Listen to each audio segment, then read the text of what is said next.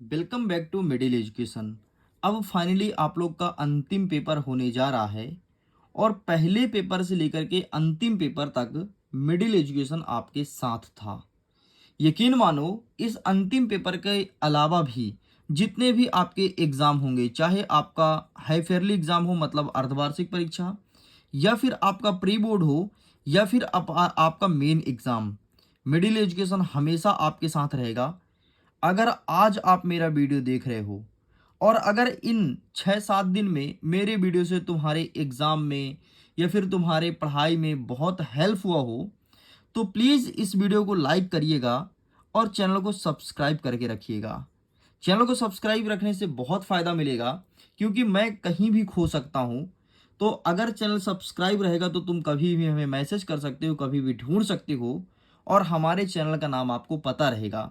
तो हम दोनों एक दूसरे से जुड़ेंगे।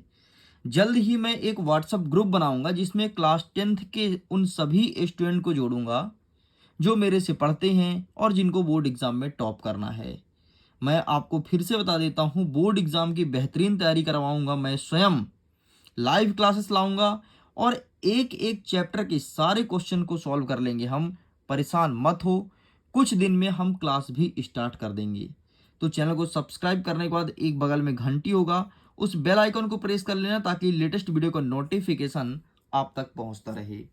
तो चलिए अब हम करते हैं विज्ञान के बूस्टर डोज का शुरुआत। हमारा पहला नंबर कहता है कि ऊष्मा छेपी व ऊष्मा शोषी अपक्रिया किसे कहते हैं। अलग अलग स्कूल में अलग अलग प्रश्न बनेगा, कुछ जगह केवल ऊष्मा छेपी पूछेगा तो कुछ जगह केवल ऊष्मा शोषी पूछेगा। इस चीज को ध्यान रखिएगा।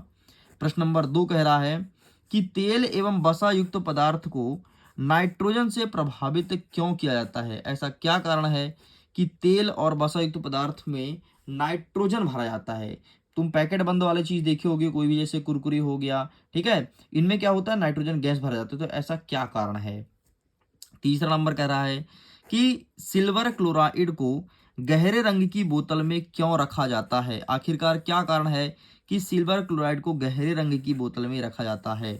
हमारा चौथा नंबर कहता है कि आलू चिप्स के पैकेट को नाइट्रोजन से प्रभावित क्यों किया जाता है। जो आलू चिप्स का पैकेट होता है, नाइट्रोजन से क्यों प्रभावित करते हैं। हमारा पांचवा नंबर कह रहा है कि वायु में जलने से पूर्व मैग्नीशियम रिवर को साफ क्यों किया जाता है ना। वायु में जलने से पूर्व जब जब हम मैग्नीशियम रिवर में आग लगाते हैं तो सबसे पहले उनसे साफ करते हैं। तो ऐसा क्या कारण है।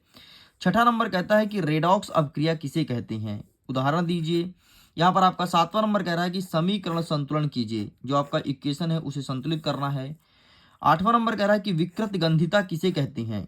विकृत गंधिता किसे कहते हैं। खाद्य पदार्थ को इससे बचाने की कौन सी क्रिया अपनाई जाती है। मतलब अगर खाद्य पदार्थ को विकृत गंधिता से बचाना है तो हमें क्या करना होगा। नवा नंबर कहता है कि अमीबा में पोषण की प्रक्रिया किस प्रकार पूर्ण होती है। ये चीज हमें लिखना है। दसवां नंबर कह रहा है कि मनुष्य के पाचन में लार की क्या भूमिका है। मनुष्य जब भोजन को पचाता है तो लार का क्या काम है, ये चीज हमें लिखना है।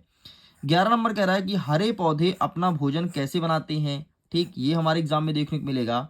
एंड 12 नंबर कह रहा है कि माइटोकॉन्ड्रिया को कोशिका का बिजली ग्रह क्यों कहा जाता है। आखिरकार क्यों कहते हैं माइटोकॉन्ड्रिया को कोशिका का बिजली ग्रह। तो हमारा 13वां नंबर कह रहा है कि रुधिर के दो कार्य बताना है। 14 नंबर कह रहा है कि धमनी और शिरा में दो अंतर बताइए।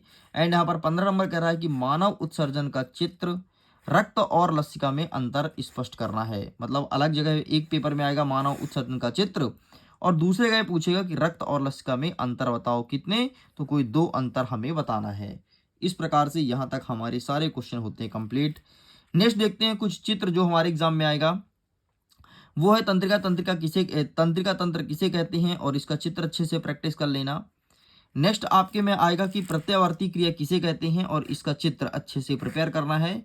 ये चित्र एग्जाम में देखने को मिलेगा, बहुत ज़्यादा चांसेस है। चलिए पेज को पलटते हैं, आगे के क्वेश्चन को कवर करते हैं। 17 नंबर कह रहा है कि अंतःस्त्रावी ग्रंथियां क्या होती है।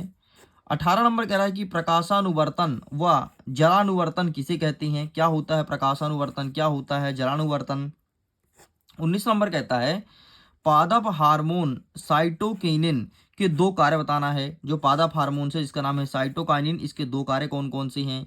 20वां नंबर कह रहा है कि तंत्रिका कोशिका मानव हृदय प्रत्यावर्ती चाप का चित्र बनाओ। तंत्रिका कोशिका का चित्र बनाना है, मनुष्य के हृदय का चित्र बनाना है और प्रत्यावर्ती चाप का चित्र बनाना है। 21 नंबर कह रहा है कि गोलीय दर्पण किसे कहते हैं। यहाँ पर 22वां नंबर कह रहा है कि प्रकाश का परावर्तन किसे कहते हैं, या फिर हमारे एग्जाम में पूछा सकता है कि प्रकाश का अपवर्तन किसे कहते हैं, ये भी एग्जाम में देखने को मिलेगा।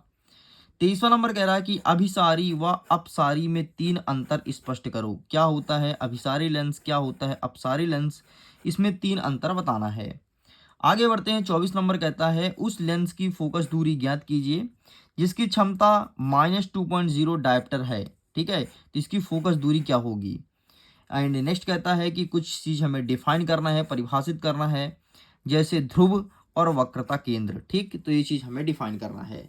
देखिए स्टूडेंट्स, इसके पीडीएफ को अगर आप डाउनलोड करना चाहते हो तो पीडीएफ आप आसानी से और सिंगल क्लिक में डाउनलोड कर सकते हो। पीडीएफ का लिंक मिलेगा आपको वीडियो के डिस्क्रिप्शन बॉक्स में। साथ में पीडीएफ को डाउनलोड करने का कुछ प्रोसीजर है जो कि मैं बता देता हूँ, एक बार देख लीजिए ताकि आप हमेशा पीडीएफ को डाउनलोड कर पाएं। एंड वहीं पर आपको सारे कक्षा का पीडीएफ मिलेगा। और आपको पता है जितने भी नए पीडीएफ अपलोड करूंगे तो वहां पर आपको नोटिफिकेशन भी पता चलेगा कि हाँ भाई ये पीडीएफ आ गया। धीरे धीरे अब मैं कुछ बुक्स के मोस्ट आईएमपी क्वेश्चन का पीडीएफ अपलोड करूंगा तो ये सब मिलेगा, है ना। तो देखते हैं कैसे मिलेगा, कहाँ मिलेगा। देखो, इसके लिए हमें क्या करना है। इसके लिए सबसे पहले हमें हमें हमारे गूगल प्ले स्टोर में जाना है। उसमें रहेगा मिडिल एजुकेशन नाम का एक एप्लीकेशन, इसे डाउनलोड कर लेना। डाउनलोड करने के बाद उसमें साइन इन करना है। साइन इन करने के बाद ई पेपर वाले सेक्शन में जाना, ई पेपर, और वहीं पर आपको बूस्टर डोज का पीडीएफ मिल जाएगा। एंड मैंने एक वीडियो को भी लास्ट में अटैच कर दूंगा, तो वहां से देख लेना। चलो आगे बढ़ते हैं। नेक्स्ट क्वेश्चन कह रहा है 26वां नंबर कि किसी पेंसिल को जल से भरे ग्लास में अगर हम डुबाते हैं तो जल के अंदर का पृष्ठ मुड़ा हुआ प्रतीत होता है, ऐसा क्यों प्रतीत होता है। रेखा चित्र द्वारा स्पष्ट करना है, मतलब हमें चित्र भी बनाना है। अरे वो देखे होगे यार कि जब हम कोई पानी में या पानी ग्लास में एक पेंसिल डालते हैं, फिर लकड़ी का टुकड़ा, तो थोड़ी यहाँ से लगता है कि ऐसा मुड़ा हुआ है, तो ऐसा क्यों दिखता है, ये चीज पूछा है। नेक्स्ट कहता है 27 नंबर की ग्लोबल वार्मिंग के 2 कारण बताओ। ठीक है, ग्लोबल वार्मिंग के 2 कारण कौन कौन से हैं। 28 नंबर कहता है कि ग्रीन हाउस प्रभाव क्या है। 29 नंबर कहता है कि जैव निम्नीकरण और अजैव निम्नीकरण में अंतर स्पष्ट कीजिए। कितने, तो 4 अंतर पढ़ लेना जैव निम्नीकरण अजैव निम्नीकरण में। नेक्स्ट कह रहा है कि सॉरी, नेक्स्ट कह रहा है कि अम्ल वर्षा क्या है और ये कैसे होता है। नेक्स्ट हमारा प्रश्न कह रहा है कि विकास पर्यावरण को किस प्रकार से प्रभावित करता है, जो हमारा डेवलपमेंट हो रहा है तो हमारे इन्वायरमेंट को किस प्रकार से प्रभावित कर रहा है। एंड आपका अंतिम प्रश्न कहता है ओजोन गैस में ऑक्सीजन के कितने परमाणु होते हैं, इसका रासायनिक सूत्र बताना है। ओजोन गैस का रासायनिक सूत्र की बात कर रहा है। ठीक, तो इस प्रकार से स्टूडेंट्स लीजिए 32 क्वेश्चंस लेकर के आया हूं और पूरा का पूरा बूस्टर डोज आपके सामने रहा। इसके बाहर से एक भी प्रश्न नहीं जाएगा, मैं फिर से बोल रहा हूं, और इस चीज को मैं डंके के चोट पे कह रहा हूं, इसलिए सारे क्वेश्चन को अच्छे से पढ़ लीजिएगा। वीडियो पसंद आया हो तो again like share and subscribe जरूर करना। मैं करता हूं वीडियो की एंड। वीडियो को पूरा देखने के लिए बहुत बहुत धन्यवाद। खुश रहिए, पढ़ते रहिए, मुस्कुराते रहिए। Bye bye.